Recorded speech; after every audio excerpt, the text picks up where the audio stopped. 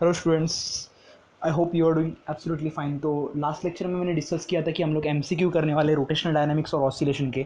Oscillation chapter के MCQs बहुत easy है, वो तो आराम से सॉल्व हो सकते हैं। वैसे ही रोटेशनल डायनामिक्स के एक दो एमसीक्यूज थोड़े से बोलते हैं कि ईजी हो सकते हैं, बट बाकी के एमसीक्यूज थोड़े ट्रिकी है, तो वो मैं एक्सप्लेन करना चाहता हूँ कि कैसे कैसे हम लोग को उसको सॉल्व करना है। मैंने लास्ट लेक्चर में बोला था कि अराउंड 20% ऑफ मार्क्स आपको एमसीक्यू में मिलते, तो ये अगर मार्क्स जा रहे हैं आपके तो बहुत बड़ी मिस्टेक कर रहे हो आप। तो एमसीक्यू को समझते कैसे सॉल्व करना है उसके पहले एक छोटी सी थ्योरी बताना चाहता हूँ, जो कि डिपेंडेंट ऑन काइनेटिक एनर्जी और पोटेंशियल एनर्जी। मैं बताता हूँ काइनेटिक और पोटेंशियल एनर्जी का फॉर्मूला मतलब कैसे है, आप थ्योरी क्या है ध्यान दो। ये बहुत इंपॉर्टेंट है, एमसीक्यू में पूछ सकते हैं, इसलिए मैं ये पार्ट डिस्कस कर रहा हूँ कि अगर एमसीक्यू में आया तो आप अटकना नहीं चाहिए, इसलिए मैं ये वाला पार्ट डिस्कस कर रहा हूँ।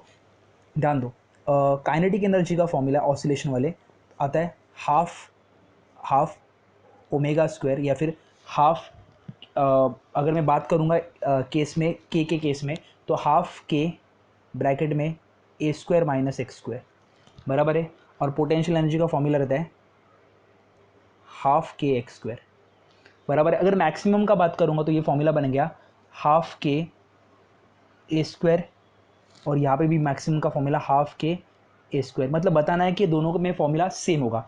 के का फॉर्मूला क्या रहता है, ओमेगा का फॉर्मूला अंडर रूट ऑफ के बाय एम। तो अगर मैं के का फॉर्मूला लिखता हूँ तो यह बन जाएगा वो half m omega square a square, और यहाँ पे बनेगा half m omega square a square. दोनों का फॉर्मूला सेम है मैक्सिमम के लिए। अगर मैक्सिमम का बात करता हूँ, ये मैक्सिमम की कंडीशन है। सिमिलर ये भी किसकी कंडीशन है, मैक्सिमम। ये इन जनरल फॉर्मूला है, दोनों में कंफ्यूज मत होना। ये मैक्सिमम मतलब पार्टिकल जाके रुकेगा तभी पोटेंशियल एनर्जी मैक्सिमम, एम्पलीट्यूड कितना एक्स इक्वल टू ए बन जाता है लिखा। काइनेटिक एनर्जी मैक्सिमम कभी रह गई मीन पोजीशन पे, तो एक्स इक्वल टू जीरो ले लिया। अभी ध्यान दो, यहाँ पे ओमेगा स्क्वायर है, तो ओमेगा होता है 2 पाई इंटू एन बराबर। अगर यहाँ पे पुट करूँगा तो आएगा हाफ इंटू एम इंटू क्या 2 पाई एन का स्क्वायर इंटू ए स्क्वायर। अगर ये सॉल्व करता हो तो ये आएगा कुछ ऐसे half 4 pi square n square a square. फिलहाल के लिए इसको भूल जाओ, ये वाला और ये वाला पार्ट भूल जाओ, इसको याद रखो। तो पोटेंशियल एनर्जी का फॉर्मूला क्या है, potential energy directly proportional to what, n square. Similarly अगर काइनेटिक एनर्जी का भी लिखूंगा तो kinetic energy also directly proportional to what, n square. ये चीज़ क्लियर हो गई। अभी ध्यान दो, ये एन जो फ्रीक्वेंसी था वो किसका फ्रीक्वेंसी था, ऑसिलेशन का। तो अगर ऑसिलेशन का फ्रीक्वेंसी एन रहेगा तो काइनेटिक और पोटेंशियल एनर्जी का फ्रीक्वेंसी कितना रहेगा, एन स्क्वायर। क्लियर है। अगर ऑसिलेशन का फ्रीक्वेंसी 2 रहेगा तो काइनेटिक और पोटेंशियल एनर्जी का फ्रीक्वेंसी कितना रहेगा, 4। क्लियर है क्या, मैं क्यों बता रहा हूँ 4 क्यों हो रहा है, क्योंकि एन अगर फ्रीक्वेंसी मेरा रहेगा डिस्प्लेसमेंट या फिर मेरा पार्टिकल के ऑसिलेशन का, तो एन स्क्वायर मेरा काइनेटिक और पोटेंशियल मैंने डिराइव किया। देखो यहाँ पे मैं ये फॉर्मूला लिखा half m omega square a square, half k a square k को लिखा m into omega square.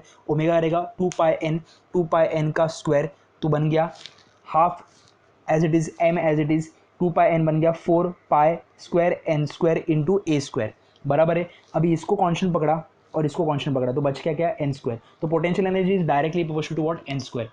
If we compare this thing with the normal frequency of a oscillation, if the frequency of oscillation is n, then the frequency of kinetic and potential energy is n square. Clear है, मैंने derivation derive किया, आपको derivation derive करने का जरूरत नहीं है। लिखना है तो लिख सकते हो, कि डायरेक्टली आप लिखना है तो लिख सकते हो। तो मैं बता दो क्या लिखना है आपको, आपको डायरेक्टली लिखना है ऐसे, ये वाला formula, kinetic energy max potential energy max equal to half m 4 pi square n square into a square. अगर ये कॉन्स्टेंट निकाल दिया मैंने बाजू में, तो kinetic energy equal to potential energy is directly proportional to what, n square, where n is the frequency of what, oscillation. ये पहले लिख लो आप, ये लिख लो पहले, लिखना है तो ये भी लिख सकते, कोई प्रॉब्लम नहीं है। लिखो, नोट में लिखो, नोट में लिखो if the frequency of SHM is n, if the frequency of SHM is n, then the frequency of kinetic and potential energy is, then the frequency of kinetic and potential energy is n square. Then the frequency of kinetic and potential energy is n square. लिखा? अभी ध्यान दो, एक graph बनाऊंगा, इसके comparison में ये graph है, तो मैं बता दूंगा ग्राफ क्या है. ध्यान दो, मैं ग्राफ बना रहा हूँ कुछ ऐसे.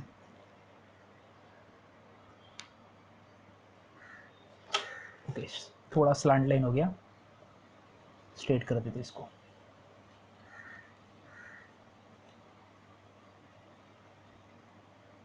ओके, अगर मैं ये ग्राफ को 4 पार्ट में डिवाइड करता हूँ, 0, t/4, t/2, 3t/4 और 2t.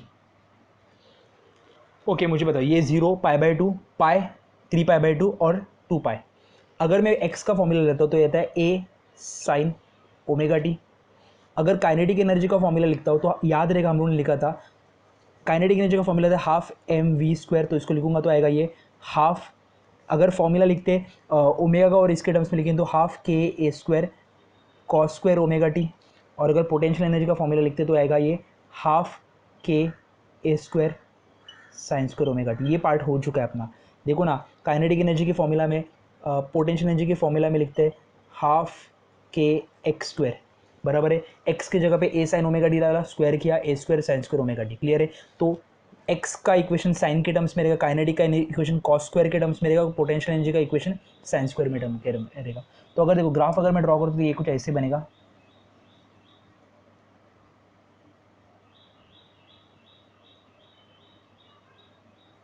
बराबर है? ये उसका डिस्प्लेसमेंट वर्सेस टाइम का. अगर मैं काइनेटिक एनर्जी वर्सेस टाइम निकालता हूँ तो ग्राफ कैसे बनेगा देखते.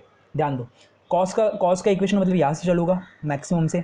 अब ये जाएगा 0 के पास, गया है 0 के पास. हाँ, अब ये नीचे जाना चाहिए था बट स्क्वायर है. स्क्वायर नेगेटिव टर्म, अगर नेगेटिव पार्ट में जाता है, नेगेटिव का स्क्वायर क्या होता है? पॉजिटिव. तो ये वापस ऊपर जाएगा. क्लियर है क्या? वापस नीचे आएगा, वापस नीचे जाना चाहिए था बट स्क्वायर है तो ये वापस क्या करेगा? ऊपर जाएगा. नॉर्मल ग्राफ कॉस का ऐसे रहता है, देखो. क्लियर है? बट यहाँ पे ग्राफ नीचे जा रहा नहीं क्योंकि स्क्वायर है. साइन का ग्राफ है, मेरे को होता है ये काइनेटिक एनर्जी था तो ये किसका रहेगा? Potential energy. मुझे तो पोटेंशियल एनर्जी का ग्राफ कैसे रहेगा? हाफ kx², साइन का ग्राफ है, साइन स्क्वायर का ग्राफ है, तो पार्टिकल पहले यहाँ से चलूँगा 0 से, पोटेंशियल एनर्जी का ग्राफ गया. अभी नीचे जाना चाहिए था ऐसे बट स्क्वायर होने की वजह से वापस ऊपर जाएगा. क्लियर है क्या? पक्का? तो देखो, अगर अगर अगर सपोज मैं ऐसे बात करता हूँ कि एक ऑसिलेशन कर रहा है, एक ऑसिलेशन कर रहा है यहाँ पे, कितना? एक ऑसिलेशन कर रहा है, ये वाला पार्टिकल एक ऑसिलेशन कर रहा है यहाँ पे. तो ये ध्यान दो, ये पूरा एक ऑसिलेशन कर रहा है यहाँ पे. ये देखो, ये ऑसिलेशन एक यहाँ पे हो गया और ये दूसरा हुआ, तो 2 ऑसिलेशन यहाँ पे कर रहा है. पोटेंशियल एनर्जी का ग्राफ ये, बराबर है? तो एक ऑसिलेशन कर चुका है और 2 ऑसिलेशन कर चुका है. समझ में आ रहा है क्या? तो अगर मैं बात करूँगा किसका, अगर बात कर रहा हूँ अपना नॉर्मल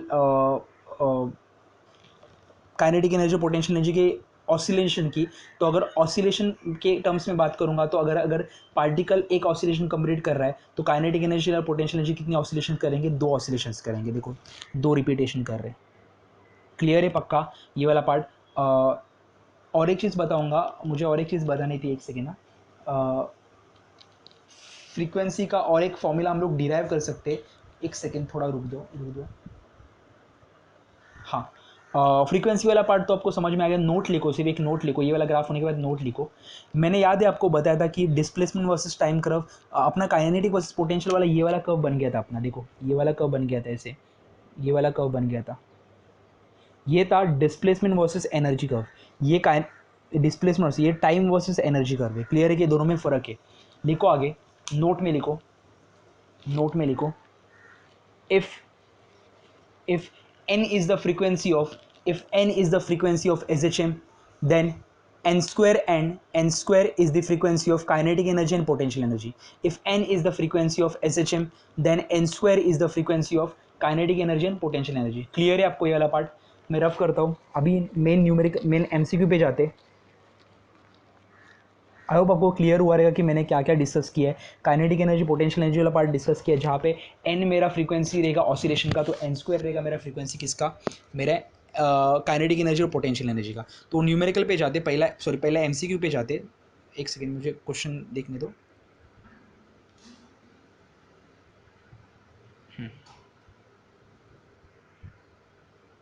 ओके, सबसे पहले मैं ऑसिलेशन के क्वेश्चंस करता हूँ सॉल्व। ऑसिलेशन के क्वेश्चन देखेंगे। तो question number 1, page number I guess, page number, okay, आप पीछे देख सकते हो इसके ऑसिलेशन चैप्टर के जो पीछे जो अनसॉल्व क्वेश्चन है उसमें से देख सकते हो। मुझे पेज नंबर अभी याद नहीं आ रहा है, पेज नंबर क्या लिखा है यहाँ पे दिख रहा नहीं, स्क्रीनशॉट में तो दिख रहा नहीं है। तो क्वेश्चन नंबर 1 पे जाता हूँ मैं। क्या बोला है, अ particle performing linear SHM starting from the main position, it's amplitude is A and time period is T, at the instance when the speed is half the maximum value, मतलब speed बोला है एक्स, क्या बोला है, half the maximum value. वहाँ पे मुझे displacement निकालना है, मतलब निकालना है एक्स। ये मुझे पता है वी एक्स का फॉर्मूला क्या होता है, omega under root of a square minus x square, और वी मैक्स का फॉर्मूला रहता है omega into a. Formula v max का देखो, एक्स का जीरो ले लिया तो ओमेगा इंटू ए, इसका हाफ बोला है, इसका हाफ बोला है। देखो ये वी एक्स का फॉर्मूला है और ये वी मैक्स का फॉर्मूला है। अगर मैं ओमेगा ओमेगा कैंसिल करता हूँ और स्क्वायरिंग ऑन बोथ साइड कर दो, तो ये आएगा a square minus x square equal to a square by 4, बराबर है। एक्स स्क्वायर इधर जाएगा, बाकी का इधर आएगा, तो आएगा a square minus a square by 4 equal to x square, तो आएगा ये 3 a² by 4 equal to x square, तो एक्स इक्वल टू आएगा √3/2 ए। ऑप्शन कौन सा है, ऑप्शन ए। क्लियर है, मैं वापस बताता हूँ। उन्होंने बोला है at certain point velocity is half the maximum value, लिखा वेलोसिटी एट दैट पॉइंट, मतलब omega under root of a square minus x square का फॉर्मूला इक्वल्स टू हाफ, मतलब half the maximum value omega into a लिख दिया। अभी omega into omega omega cancel होता है, squaring on both side, a square minus x square equal to a square by 4, ये इधर गया तो सॉल्व करूंगा तो आएगा 3 a² by 4 equal to x square, taking square root on both side, x square equal to क्या आएगा √3/2 a. Clear है, क्वेश्चन नंबर 1 हो गया। क्वेश्चन नंबर 2 पे जाते हैं, इसके मार्कर चेंज कर देता हूँ। क्वेश्चन नंबर 2 पे जाते हैं। A body of mass 1 kg is performing linear SHM, it's displacement is in displacement x centimetre, याद रखो सेंटीमीटर में लिखा है। ऑप्शन में देखो सारे 36, 9, 27, 18 ऐसे जूल है, तो टेंशन नहीं है, आंसर अपने आप आ सकता है, बट तो भी याद रखो कि एक्स जो दिया है वो किस में दिया है, सेंटीमीटर में दिया है। आगे उन्होंने बोला है एक्स का फॉर्मूला दिया है 6 sin 100t + π/4। अगर इसको कंपेयर करूंगा मैं नॉर्मल इक्वेशन से, तो x equal to a sine omega t plus 5 हो गया। Maximum kinetic energy, kinetic energy का मैक्सिमम फॉर्मूला क्या होता है, मैक्सिमम फॉर्मूला रहता है काइनेटिक एनर्जी का हाफ के ए स्क्वायर या फिर half m omega square a square, ये फॉर्मूला होता है। के जगह पे एम इंटू ओमेगा स्क्वायर लिखा। अभी मुझे बताओ, ये लिखूंगा तो मैं आएगा हाफ इंटू एम का, एम की वैल्यू कितनी दी उन्होंने, एम दिया है 1 kg, एम दिया है 1 kg। ओमेगा कितना दिया है, ओमेगा ध्यान दो, ओमेगा यहाँ पे देखो कंपेयर करो ये इक्वेशन को, तो ओमेगा कितना है 100, तो अगर पुट कर दो तो 100 का स्क्वायर इंटू ए 6 सेंटीमीटर, देखो सेंटीमीटर में दे दो, ये भी 6 सेंटीमीटर में आएगा, तो 6 इंटू 10⁻⁻² का स्क्वायर। 6 सेंटीमीटर ना, सेंटीमीटर टू मीटर में कन्वर्ट किया, तो 6 ये भी किस में, सेंटीमीटर, सेंटीमीटर को मीटर में कन्वर्ट किया, 10⁻² का स्क्वायर। अभी बताओ ये क्या आएगा, 1/2 इंटू 1, ये आएगा 10,000, ये आएगा 36 इंटू 10⁻⁻4, ये चला जाएगा 36 डिवाइड बाई 2, 18 जूल। समझ में आ रहा है, तो काइनेटिक एनर्जी का फॉर्मूला कितना है, 18 जूल। ऑप्शन कौन सा है, ऑप्शन डी है। क्लियर है, पक्का। आगे का क्वेश्चन देखते हैं। क्वेश्चन नंबर 2 हो गया, क्वेश्चन नंबर 1 हो गया, क्वेश्चन नंबर 3 पे जाते हैं। क्वेश्चन नंबर 3 क्या बोल रहा है देखते हैं, ध्यान दो।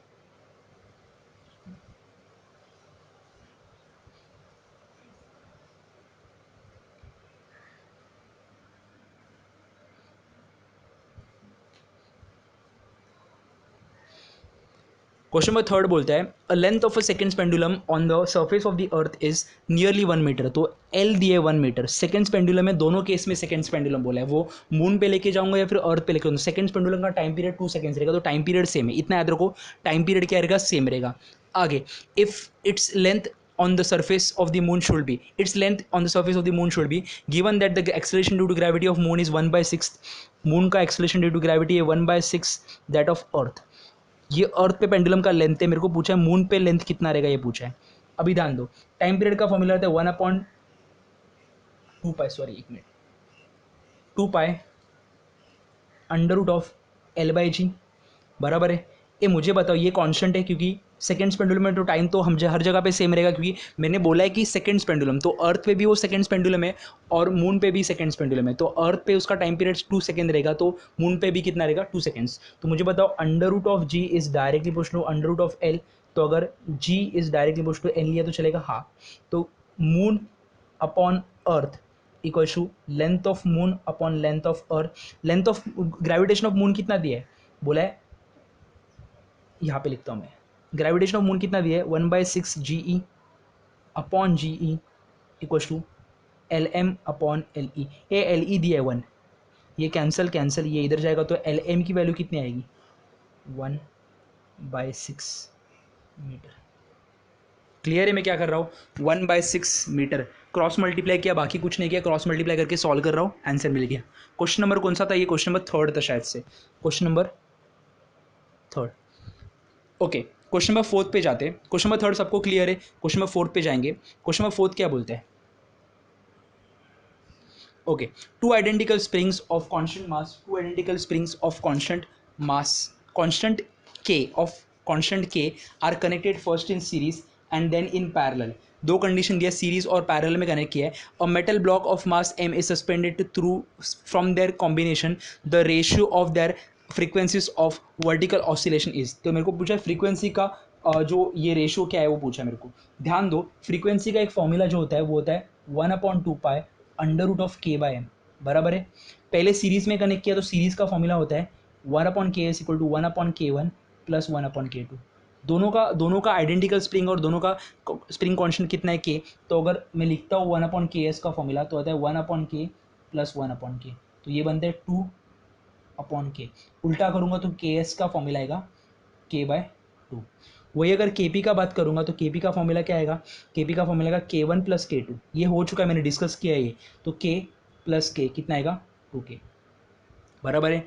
अभी मेरे को पूछा क्या है, उन्होंने सीरीज वर्सेस पैरेलल कॉम्बिनेशन की फ्रीक्वेंसी का रेशियो पूछा है. तो ns upon np equal to under root of, directly proportional है ये, बाकी का तो कांस्टेंट ले लिया मैंने. तो n is directly proportional to k, तो ks अपॉन kp. एक ks कितना है, ks है k/2 और kp कितना है 2k. k कैंसिल, 2 नीचे आएगा तो आएगा under root of 1/4. Under root of 1/4 लिखा तो 1/2 आएगा आंसर. तो ns अपॉन np कितना है 1/2.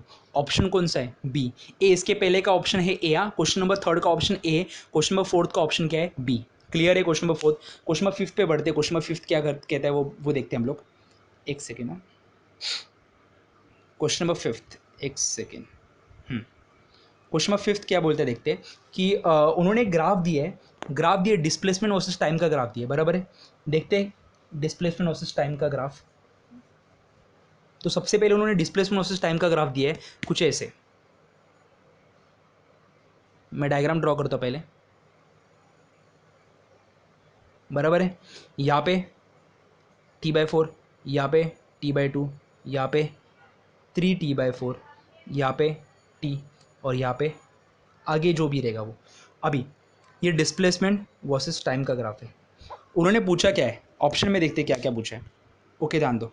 पहला, सबसे पहले, a graph shows the variation of displacement of a particle performing SHM with respect to what time. Which of the following statement is correct from the graph. पहला question, acceleration is maximum at t, capital t. ये मुझे बताओ acceleration कहाँ पे maximum रहेगा, जहाँ पे extreme and पे रहेगा. एक्सट्रीम एंड तो ये वाला हुआ जहाँ पे डिस्प्लेसमेंट मैक्सिमम है. ये पॉइंट जो है वो मीन पॉइंट है, ये पॉइंट है जो मीन. तो ये मैं मीन पॉइंट लिखता हूँ, mean position, mean position, mean position.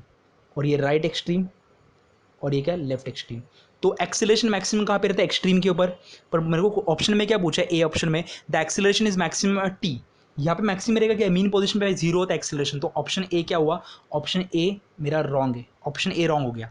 मैं ऑप्शन बी को बाद में, बराबर बड़ा ऑब्वियसली ऑप्शन बी बराबर है इसलिए मैं बी को बाद में कर रहा हूँ। ऑप्शन नंबर सी पे देखते हैं, तो velocity is zero at T by two, velocity zero extreme पे होता है, टी बाई टू पे तो मीन हो गया, मीन पे तो वेलोसिटी मैक्सिमम रहेगा, एक्सट्रीम पे जाके पार्टिकल रुकता है, मीन पे वेलोसिटी मैक्सिमम होता है, पर टी बाई टू पे तो मीन पोजीशन हो गया ना, टी बाई टू पे देखो ये मीन, मीन और ये राइट एक्सट्रीम और ये लेफ्ट एक्सट्रीम, तो यहाँ पे वेलोसिटी मैक्सिमम रहेगा, तो सी ऑप्शन भी क्या हुआ, गलत। क्वेश्चन ऑप्शन नंबर डी देखते हैं, kinetic energy is equal to total energy at time t by four. एक काइनेटिक इक्वल टू टोटल कभी रहता है, जब मीन पोजीशन देखो ना, मीन पोजीशन पे पोटेंशियल जीरो होता है, तो जो भी एनर्जी रहेगा वो क्या रहेगा, total energy equal to kinetic रहेगा, तो मीन पोजीशन पे काइनेटिक इक्वल टू टोटल रहेगा, but kinetic potential equal to total कभी रहेगा, जब एक्सट्रीम पे रहेगा। अभी मुझे बताओ, टी बाई फोर पे पूछता है, मेरे को पूछा काइनेटिक इक्वल टू टोटल बोला है, टी बाई फोर कहाँ पे, यहाँ पे टी बाई फोर तो राइट एक्सट्रीम पे गया है, राइट एक्सट्रीम पे काइनेटिक कौन सा एनर्जी रहता है, काइनेटिक तो जीरो रहता है, जो भी रहेगा वो कौन सा एनर्जी रहेगा, पोटेंशियल, तो पोटेंशियल इक्वल टू टोटल रहेगा टी बाई फोर पे, ना कि काइनेटिक इक्वल टू पोटेंशियल, तो ऑप्शन डी भी क्या हो गया, गलत। बट ऑब्वियसली ऑप्शन बी जो रहेगा वो राइट रहेगा, चेक करते एक बार बी क्या बोला है, the force is maximum three T by four, force maximum कहाँ पे रहता है, जहाँ पे एक्सेलरेशन मैक्सिमम रहेगा एक्सट्रीम पे, तो T three T by four बोला है, थ्री टी बाई फोर मतलब लेफ्ट एक्सट्रीम, तो लेफ्ट एक्सट्रीम मतलब एक्सट्रीम एंड आ गया, तो वहाँ पे फोर्स क्या रहेगा, मैक्सिमम। ऑप्शन कितना हुआ, B.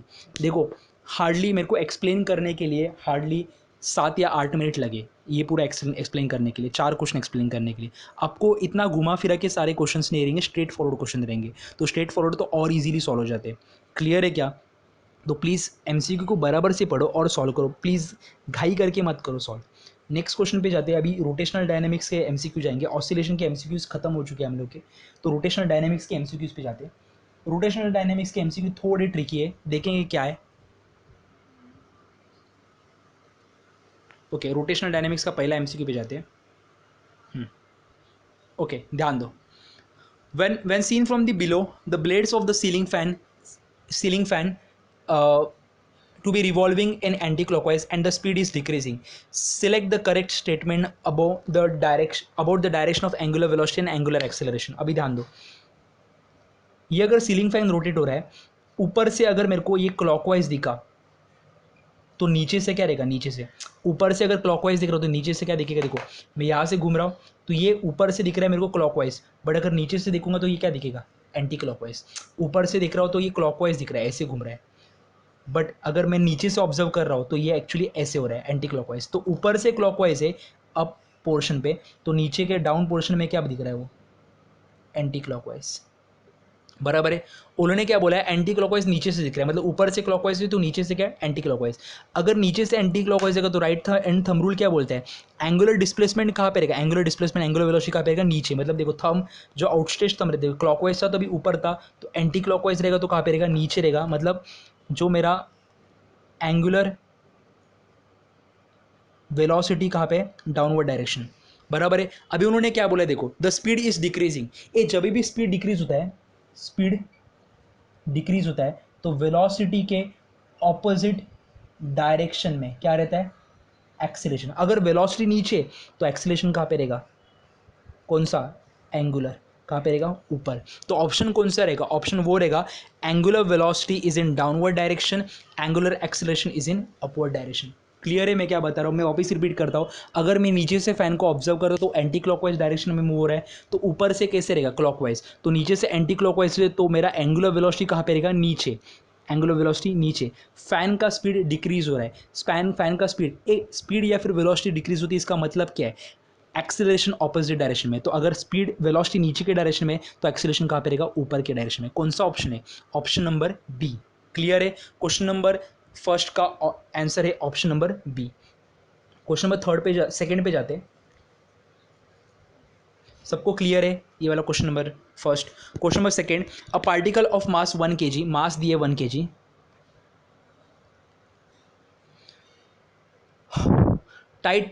tied to 1.2 meter long string is whirled to perform vertical circle under gravity, minimum velocity v minimum बोला है कितना, 5 मीटर पर second. Calculate the following, consider the following statement, P statement जो बोला है उसका बोला है वी मैक्स इक्वल टू कितना, 5√5 मीटर पर सेकेंड। और जो क्यू ऑप्शन है वो बोला है difference between maximum tension and minimum tension, तो tension at bottom minus tension at top equal to कितना है 60 न्यूटन। दोनों में से कौन सा स्टेटमेंट करेक्ट है या फिर दोनों भी स्टेटमेंट करेक्ट है कि ये देखना है। तो पहले वाले क्वेश्चन, सेकंड वाला क्वेश्चन तो बहुत ईजी है। क्यूमल में याद है tension at top minus tension at bottom minus tension at top का फॉर्मूला था 6 mg, मास 1 kg है और ग्रेविटी 10 लिया तो आंसर आएगा 60 न्यूटन। है क्या आंसर सेम? तो ये तो क्यू तो बराबर है, पक्का क्यू बराबर है। पी मेरा बराबर है कि नहीं चेक करना है, क्लियर है? पी वाला बराबर है कि नहीं चेक करना है। अभी देखो मेरे को बताओ, वर्टिकल एसएचएम कर रहा है मतलब नीचे का वेलोसिटी रहेगा वो मैक्सिमम रहेगा और ऊपर का वेलोसिटी क्या रहेगा मिनिमम। कितना दिया है 5 मीटर पर सेकेंड। ए प्लीज़ गलती से ये मत करना 5 under root of R G था तो ये बनेगा 5 मतलब under root of 5 R G होता है ना, तो वो कंपेयर करके मत करो। यहाँ पे हम लोग क्या यूज़ करेंगे, यहाँ पे हम लोग टोटल एनर्जी का कंसेप्ट यूज़ करेंगे। टोटल एनर्जी का कंसेप्ट क्या बोलते हैं देखते हैं, law of conservation of energy का। एक सेकेंड ना, मार्कर कहाँ पे गया?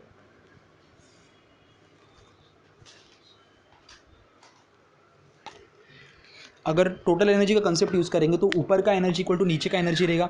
और उन्होंने और कुछ दिया है क्या, एक मिनट एक सेकेंड, और उन्होंने कुछ दिया है कि हाँ उन्होंने रेडियस दिए 1.2 मीटर। ओके, अगर टोटल एनर्जी का कंसेप्ट यूज़, प्लीज़ वैसे मत करना कि ऊपर 5 है तो under root of 5 RG use करके यहाँ पे सॉल्व करोगे, इधर 5 तो रूट 5 से तो मल्टीप्लाई करना है। प्लीज़ वैसे मत सॉल्व करो, आंसर गलत आ जाएगा आपका। वैसे नहीं सॉल्व करना, हम लोग टोटल एनर्जी के कंसेप्ट से और सॉल्व करेंगे। मुझे बताओ ऊपर का जो रहेगा वो kinetic plus potential at top equals to kinetic at bottom, क्योंकि नीचे पोटेंशियल कितना रहेगा जीरो, हाइट जीरो है ना, तो पोटेंशियल कितना रहेगा जीरो। काइनेटिक एट टॉप रहेगा हाफ एम वी स्क्वायर मतलब 5 का square plus potential m g 10। H कितना रहेगा, एच अगर रेडियस 1.2 है तो ये कितना रहेगा 2.4। क्लियर है क्या? ये डिस्टेंस है 1.2 तो ये कितना रहेगा 1.2, दोनों मिलके 2.4 equal to half M we square, नीचे का वेलोसिटी वी स्क्वायर लिया, m m m cancel, sorry m cancel, तो फॉर्मूला क्या बनेगा, फॉर्मूला बनेगा हाफ इंटू 5 का स्क्वायर 25 प्लस 24 2.4 इंटू 10 2.4 इंटू 10 आएगा ये 24 equals to half v square, multiplying by two करेंगे तो ये आएगा 25 plus 48 equals to v square. 5 + 8 बनता है, 5 + 8 बनता है ये आता है 12 13 1, ये आएगा 5 6 7 वी स्क्वायर इक्वल टू 7। तो वी की वैल्यू कितना आएगी अंडर रूट ऑफ 73। तो नीचे जो मैक्सिमम वैल्यू है वो अंडर रूट ऑफ 73। मेरे पास क्या है 5√5। ओके देखते हैं 5√5, ये 5 को अंदर लेके आएगा तो 25 बनेगा, स्क्वायर रूट के अंदर तो बनेगा ये 25 इंटू 5 कितना आएगा 125। ये 125 इधर दिया है बट अपने को कितना है अंडर रूट ऑफ 73। सेम है क्या? नहीं है, तो आंसर क्या होगा गलत। इसका मतलब आंसर क्या रहेगा, आंसर क्यू मतलब ऑप्शन क्या रहेगा B, only statement Q is correct. Clear है क्या? मैंने क्या किया, पहला वाला जो क्यू वाला फाइंड आउट करने के लिए कोई टफ नहीं है। तो क्यू वाला कैसे निकालेंगे, difference in the tension 6 mg रहेगा, 6 इंटू एम कितना लिया 1 और जी कितना लिया 10। उसके बाद सेकंड कंडीशन निकालने के लिए please directly under root of 5 RG वाला पार्ट यूज़ मत करो, आंसर गलत आएगा आपका। बट ऑब्वियसली वो 5 under root of 5 RG put कर दो तो आपका बराबर, आपको लगेगा कि बराबर है बट नहीं, आपका आंसर गलत आ रहा है क्योंकि हम लोग यूज़ करेंगे law of conservation of kinetic energy, उसके हिसाब से आंसर, क्योंकि अपन ने देखो डेरिवेशन में भी law of conservation of kinetic energy use किया था, उसके हिसाब से आंसर कर रहे सॉल्व। तो आंसर क्या रहेगा, ऑप्शन रहेगा B, only statement Q is correct. इसके बाद क्वेश्चन नंबर 3 पे जाते हैं।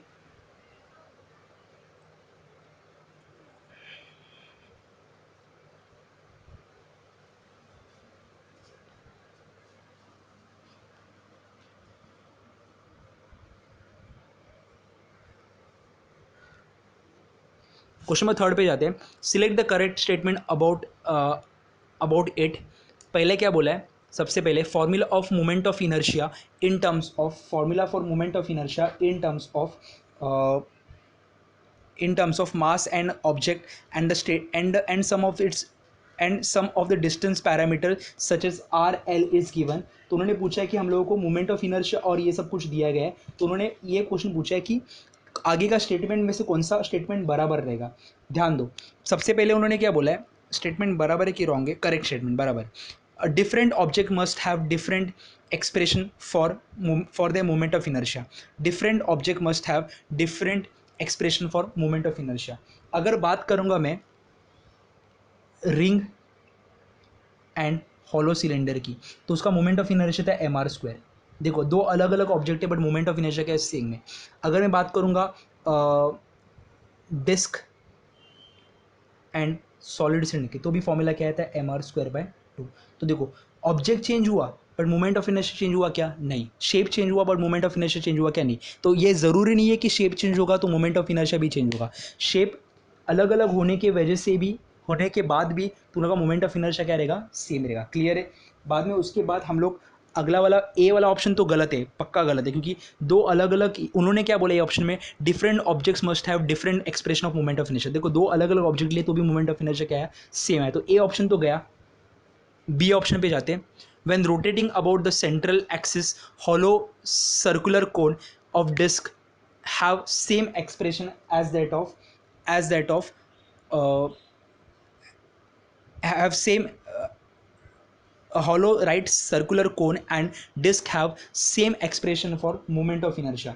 अब टेक्स्ट बुक के पीछे जाओगे ना, अगर टेक्स्ट बुक के पीछे जाओगे तो वहाँ पे टेबल दिया है, तो कोन का मोमेंट ऑफ इनर्शिया का formula M R square by 2 cone का, और डिस्क का भी सेम है। तो ये स्टेटमेंट करेक्ट है। सी और डी चेक करने का भी ज़रूरत नहीं है, जो अपना बी स्टेटमेंट क्या करेक्ट है। अगर सी पे भी देखना है तो भी देख लेते क्या है expression for moment of inertia. देखो सी, देखो बी का स्टेटमेंट का कोन वाला पार्ट है ना, चैप्टर के एंड में एक टेबल है, उसमें कोन का एक्सप्रेशन का फॉर्मूला दिया m are square by 2, check कर सकते हो आप। और डिस्क का भी formula M R square by 2 है। तो ऑप्शन बी तो करेक्ट ही है। ऑप्शन सी को चेक कर दे, expression for moment of inertia for parallel pipe. Parallel pipe मतलब क्या होता है, मेरे को ऐसे रहता है, इसको पैरेलल पाइप बोलते हैं। इसका लेंथ ये, ब्रेड्थ ये और डेप्थ ये। उन्होंने क्या बोला है कि पैरेलल पाइप के केस में expression for moment of inertia for parallel pipe rotating about the transverse axis through its centre includes depth. Okay, moment of inertia का फॉर्मूला क्या रहता है, मोमेंट ऑफ इनर्शिया का फॉर्मूला आई का formula जो होता है पैरेलल पाइप के लिए, M by 12 L square plus B square. यहाँ पे कहीं पे डेप्थ का जिक्र किया क्या, नहीं। उन्होंने क्या बोला है कि इंक्लूड करता है क्या डेप्थ को, नहीं, इंक्लूड करता ही नहीं डेप्थ को। तो उन लोगों का स्टेटमेंट क्या हुआ, गलत। तो सी ऑप्शन भी क्या हुआ, गलत। बी तो बराबर ही है अपना, बट सी तो गलत ही हुआ। Expression for moment of inertia of a rod and that of plane sheet, a plane sheet के लिए भी यही फॉर्मूला है, यही फॉर्मूला है। और रॉड के लिए फॉर्मूला क्या है, रॉड के लिए फॉर्मूला है एम एल स्क्वायर बाई 12। उनका मानना क्या है कि ये दोनों का फॉर्मूला सेम है क्या, नहीं, दोनों फॉर्मूला क्या अलग है। तो डी ऑप्शन भी क्या हुआ, गलत। तो ऑप्शन क्या रहेगा, बी। क्वेश्चन नंबर कौन सा, ये थर्ड का ऑप्शन क्या है, बी। क्लियर है। इसके आगे हम लोग सॉल्व करते question number fourth. Okay, question number fourth solve करते हैं। क्वेश्चन नंबर फोर्थ में क्या है देखते हैं।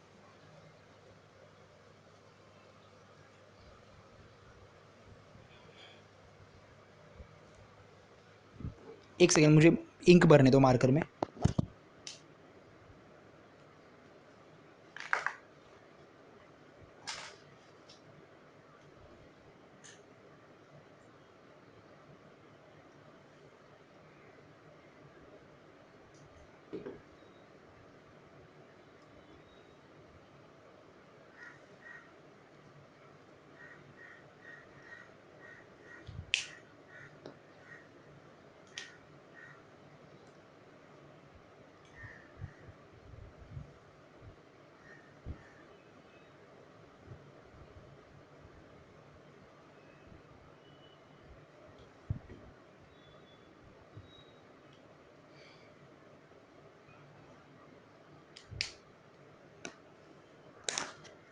ओके, नेक्स्ट क्वेश्चन क्या बोलते हैं देखते हैं।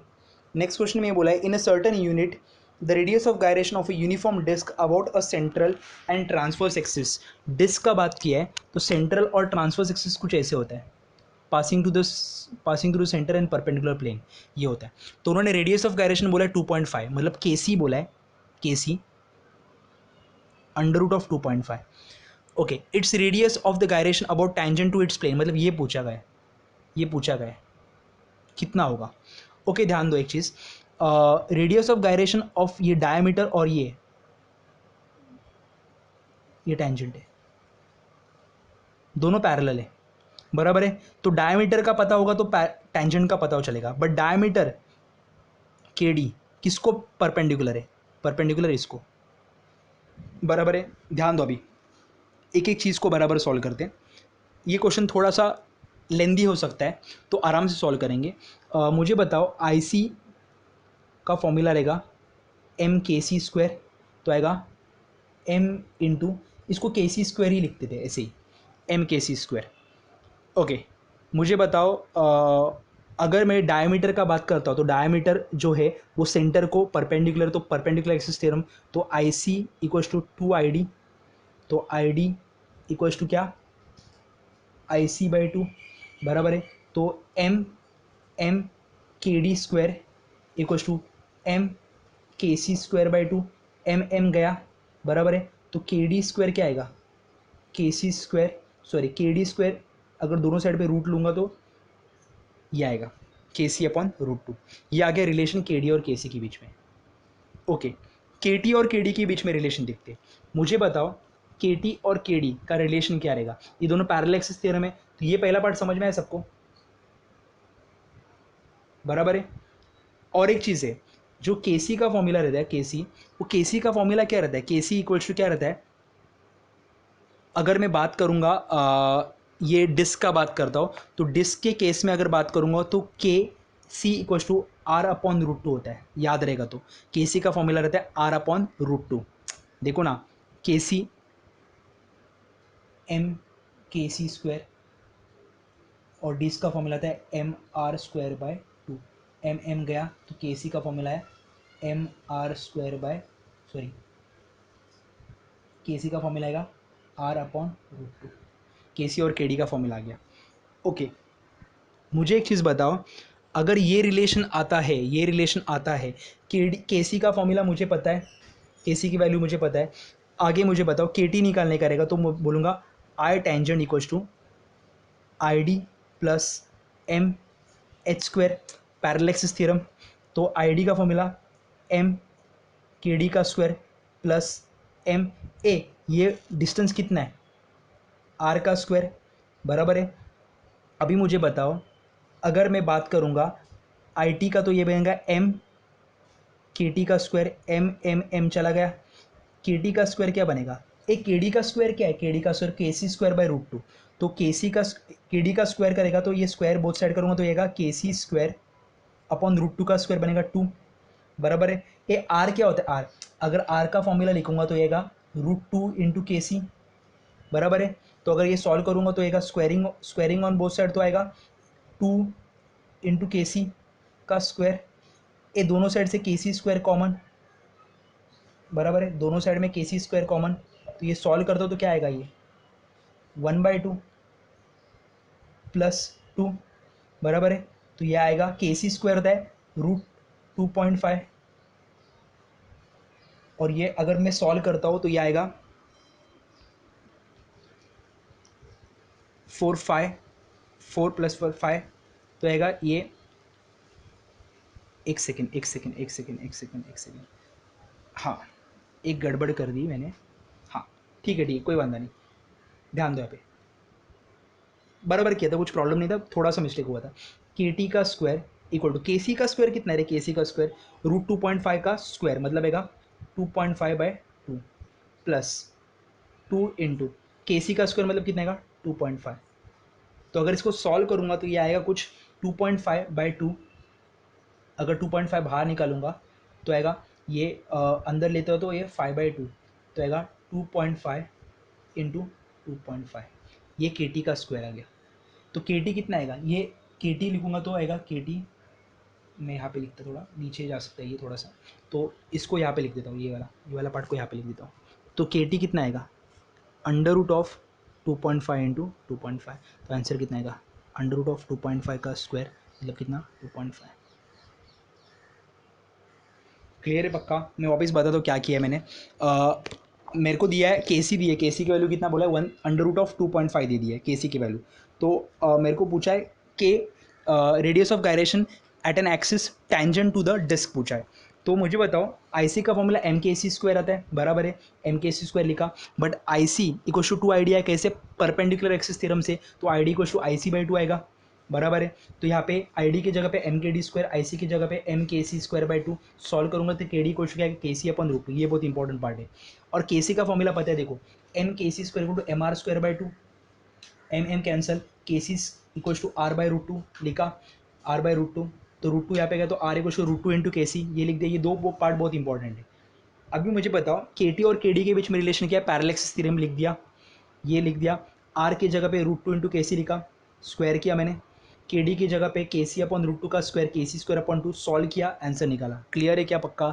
क्वेश्चन नंबर कौन सा था ये, क्वेश्चन नंबर थर्ड था शायद से, एक सेकेंड, क्वेश्चन नंबर फोर्थ था। क्वेश्चन नंबर फोर्थ थोड़ा कॉम्प्लिकेटेड था बट समझ गया आपको क्या किया है। तो क्वेश्चन नंबर फोर्थ के बाद क्वेश्चन नंबर फिफ्थ पे जाते हैं, दो क्वेश्चंस बचे, फटाफट खत्म कर देते। तो क्वेश्चन नंबर फिफ्थ पे जाते।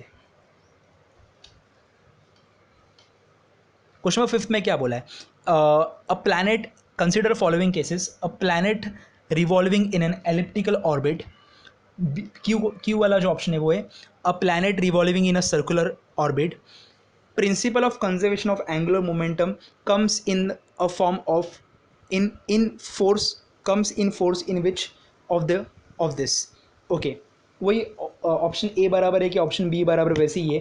क्यू ऑप्शन में जो है, क्यू ऑप्शन में बोला है उन्होंने कि क्यू ऑप्शन के केस में जो ऑर्बिट है वो एलिप्टिकल ऑर्बिट है, और क्यू ऑप्शन के केस में जो ऑर्बिट है वो सर्कुलर ऑर्बिट है। ये मुझे बताओ, याद है अपन ने ग्रेविटेशन में किया था, केपलर का second law, law of area जो था, planet revolving around a sun sweeps equal area in equal interval of time, ये वाला पार्ट किया था। तो उसमें डेरिवेशन आप देखोगे ना, तो एक डेरिवेशन था वहाँ पे लिखा था M equals to L equals to M D A by D T, बराबर है। ये मुझे बताओ अगर इक्वल एरिया स्वेप्ट करेगा, तो इक्वल एरिया स्वेप्ट करेगा, अगर अगर इक्वल एरिया स्वेप्ट करेगा इक्वल इंटरवल ऑफ टाइम है, तो ये D A by D T हो गया। तो ये कॉन्स्टेंट इक्वल हो, मतलब क्या हुआ, कॉन्स्टेंट, ये भी कॉन्स्टेंट, तो एल क्या रहेगा, कॉन्स्टेंट। तो यहाँ पे कंजर्व हो रहा है। ये कौन सा केस है, एलिप्स। अगर सर्कल की बात करता हूँ, सर्कल, सर्कल की बात करता हूँ, तो एल का फॉर्मूला था पी इंटू आर, फॉर्मूला का M V R. Uniform circle में रोटेट करेगा, यूनिफॉर्म सर्कल में मास, वेलोसिटी और आर कांस्टेंट है, तो ये भी क्या रहेगा, कांस्टेंट। तो लॉ ऑफ, देखो मोमेंटम, दोनों एंगुलर मोमेंटम इधर भी कांस्टेंट है और इधर भी कांस्टेंट है, दोनों केस में कांस्टेंट है। तो ऑप्शन क्या रहेगा, ऑप्शन रहेगा बोथ पी एंड क्यू। समझ में आ रहा है क्या, मैं वापस बताता हूँ। अगर हम लोग ग्रेविटेशन का बात करते जो 11th स्टैंडर्ड में अपना हो चुका है, उसमें उसका अगर बात करेंगे, तो एलिप्टिकल ऑर्बिट में law of conservation of momentum के केस में हम लोग ने एल का फॉर्मूला आया था two M D A by D T, जहाँ पे इक्वल एरिया स्वेप्ट करता है equal interval of time, equal बोलेगा तो वो होता है कॉन्स्टेंट। तो D A by D T constant हुआ, अगर मैं D A by D T को जीरो नहीं बोल रहा, उसको बोलता हूँ कॉन्स्टेंट, क्योंकि वहाँ पे देखोगे ना, आप जाके पेजेस चेक करो 11 के, वैसे ही लिखा गया है अपना, जो अपन ने जो सॉल्व किया है, फिर टेक्स्ट बुक का भी देखोगे तो भी सेम चीज़ है। टू एम मास कॉन्स्टेंट होने की वजह से टू एम भी कॉन्स्टेंट रहेगा, तो एल क्या हो जाएगा, कॉन्स्टेंट, वो हट गया। तो एलिप्टिकल ऑर्बिट में, एलिप्टिकल ऑर्बिट का केस कर तो मोमेंटम कॉन्जर्व रहेगा पक्का। सर्कल के केस में मोमेंटम का फॉर्मूला रहता है M V R, M constant है, वी कॉन्स्टेंट है, आर कॉन्स्टेंट है, तो एल भी क्या रहेगा, कॉन्स्टेंट। तो इस केस में भी क्या कॉन्स्टेंट है, तो बोथ पी एंड क्यू में वो क्या है, करेक्ट है, दोनों में भी कॉन्स्टेंट रहता है। क्लियर है क्या। अभी क्वेश्चन नंबर, हम लोग सिक्स पे जाते, क्वेश्चन नंबर फिफ्थ हो गया, क्वेश्चन नंबर सिक्स पे जाते। एक क्लियर हो रहा है कैसे क्वेश्चन सॉल्व करें हम लोग। प्लीज़ घाई घाई में कुछ भी अटेम्प्ट मत करना, कंसेप्चुअली समझ के ले लो कैसे सॉल्व करना है। मैं लिखवा के बता रहा हूँ एक एक चीज़, तो इसलिए अपना टाइम लगा रहा है, सेकंड टाइम रिपीट कर रहा हूँ इसलिए टाइम लग रहा है। आप जब सॉल्व करोगे ऐसे क्वेश्चन तो आपको ज़्यादा टाइम नहीं लगना चाहिए, 1 मिनट में एक क्वेश्चन होना चाहिए। क्वेश्चन नंबर 10 पे जाते हैं। A thin walled cylinder, thin wall hollow cylinder, hollow cylinder की बात की है, it's down and incline plane without slipping, without slipping में मेरे को पता है V equals to R omega होता है। At an instant rotational kinetic energy, translational kinetic energy और टोटल काइनेटिक एनर्जी, तीनों का रेशियो पूछा है। तो रोटेशनल काइनेटिक एनर्जी का फॉर्मूला क्या रहता है, रोटेशनल काइनेटिक एनर्जी का फॉर्मूला था हाफ आई ओमेगा स्क्वायर। ये मुझे बताओ, हाफ आई ओमेगा स्क्वायर का बात करूंगा, हॉलो सिलेंडर में आई जो होता है वो क्या होता है, एम आर स्क्वायर, तो फॉर्मूला बनेगा half M are square omega square, बराबर है। A R square into omega square, R into omega होता है वी, तो R square into omega square क्या बनेगा, half M we square. Clear है। अभी काइनेटिक एनर्जी का बात करूंगा, काइनेटिक एनर्जी का फॉर्मूला तो डायरेक्टली आता है half M we square. Clear है, ये रोटेशनल काइनेटिक एनर्जी। अभी तीसरा क्या बोला, total kinetic energy, total kinetic energy. अभी तो मेरे को बताओ ये स्लिप रोल करके आ रहा है नीचे ऐसा, तो रोटेशनल हो गया, काइनेटिक हो गया। ये काइनेटिक मतलब क्या, ट्रांसलेटरी मोशन का हो गया। इन शॉर्ट ये काइनेटिक मतलब क्या हुआ, ट्रांसलेटरी वाला। अभी टोटल निकालने का तो दोनों का ऐड करना पड़ेगा। अगर दोनों का ऐड कर रहा हूँ तो अगर मैं दोनों का ऐड कर रहा हूँ तो एक कॉमन सी चीज़ है, अगर दोनों का ऐड करूँगा तो ये हाफ एम वी स्क्वायर बन के 2 mv² बाई 2 बनेगा, तो ये बनेगा mv²। अगर आपको लिखना है तो आप ये फॉर्मूला भी यूज़ कर सकते हो कि ½ mv² 1+k² upon r²। Hollow cylinder का बात करूँगा तो यहाँ पे r² हो जाएगा, k² = r², ये कैंसिल हो जाएगा, तो 1+1 2 बनेगा, तो यहाँ पे 2 और 2 कैंसिल हो जाएगा, तो फॉर्मूला आएगा mv² ही बराबर। अभी मेरे को बताओ, अगर हम लोग बात करते रेशियो की, तो ये rotational kinetic energy, translatory kinetic energy और टोटल एनर्जी का रेशियो क्या है, ½ mv², ये चला गया, तो रेशियो आता है 1/2:1/2:1, मल्टीप्लाई बाई 2 किया तो 1:1:2। ऑप्शन कौन सा है, 1:1:2, ऑप्शन ए। क्लियर है पक्का? एक बार वापस एक बार देखो बराबर से, ये रोटेशनल काइनेटिक एनर्जी का फॉर्मूला, ये translatory kinetic energy, translatory energy, और ये कौन सा, टोटल एनर्जी, दोनों को ऐड किया, बाकी कुछ नहीं। दूसरा फॉर्मूला भी यूज़ कर सकते हो, जहाँ पे हम लोग यूज़ करते हैं कौन सा वाला पार्ट, जहाँ पे half M we square bracket में 1+k² अपॉन r², वाला पार्ट भी यूज़ कर सकते हैं। आई होप आपको क्लियर हुआ रहेगा। 5 क्वेश्चन हम लोगों ने सॉल्व किए, जो अपने चैप्टर का नाम था ऑसिलेशन के, वो बहुत ईजी क्वेश्चन थे। रोटेशनल डायनेमिक्स के क्वेश्चन थोड़े बहुत टफ थे, बट ईजिली हो सकते हैं सॉल्व, कोई प्रॉब्लम नहीं है। थोड़े ट्रिकी थे क्वेश्चंस, बट इतने भी ट्रिकी नहीं थे कि सॉल्व नहीं होंगे। क्लियर है क्या? तो एमसीक्यू को बराबर से समझो, एमसीक्यू को बराबर से करो। ये वीडियो बाद में ही देखा होगा, मैं ऐसे होप करता हूँ। अगर आपने पहले देखा रहेगा ये वीडियो और बाद में आप क्वेश्चंस देख रहे हो तो आप गलत कर रहे हो। तो प्लीज़ मैं जो अपना वीडियो का जो हेडिंग रहेगा उसमें बोलूँगा कि जब आप एमसीक्यू सॉल्व करेंगे उसके बाद ही ये वीडियो देखना, बाद पहले मत देखना प्लीज़। तो सारे एमसीक्यू सॉल्व हो गए। आई होप यहाँ पे अपना ऑसिलेशन और रोटेशनल पूरा खत्म हो जाता है। मैं ये होप करता हूँ कि ऑसिलेशन का पार्ट आपका भी साइमल्टेनियसली खत्म हुआ रहेगा। नहीं हुआ रहेगा तो प्लीज़ थोड़ा सा एफर्ट्स लेके ख़त्म कर दो। नेक्स्ट लेक्चर में मिलेंगे। नेक्स्ट लेक्चर में देखता हूँ मैं चैप्टर कौन सा चालू करूँगा। तो एक छोटा सा चैप्टर चालू करेंगे, भी बहुत बड़े चैप्टर 2 हो चुके हैं, तो एक छोटा सा चैप्टर देख लेंगे। May be atoms, molecules, nuclear या फिर करंट, इलेक्ट्रिसिटी, दोनों में से कोई तो चैप्टर चालू करूँगा। तो मिलते हैं नेक्स्ट लेक्चर में। आई होप वीडियो आपको पसंद आया रहेगा, तो वीडियो को लाइक करना मत भूलना। मैं वापस रिपीट कर रहा हूँ कि वीडियो अगर लाइक होगा तो मेरा वीडियो एल्गोरिदम, यूट्यूब एल्गोरिदम के वजह से ये टॉप सर्च में जाएगा। तो प्लीज़ लाइक करना मत भूलना, और नए हो तो चैनल को सब्सक्राइब करो, दोस्तों के साथ शेयर करो। मिलते हैं नेक्स्ट लेक्चर में with new topic of physics. Bye.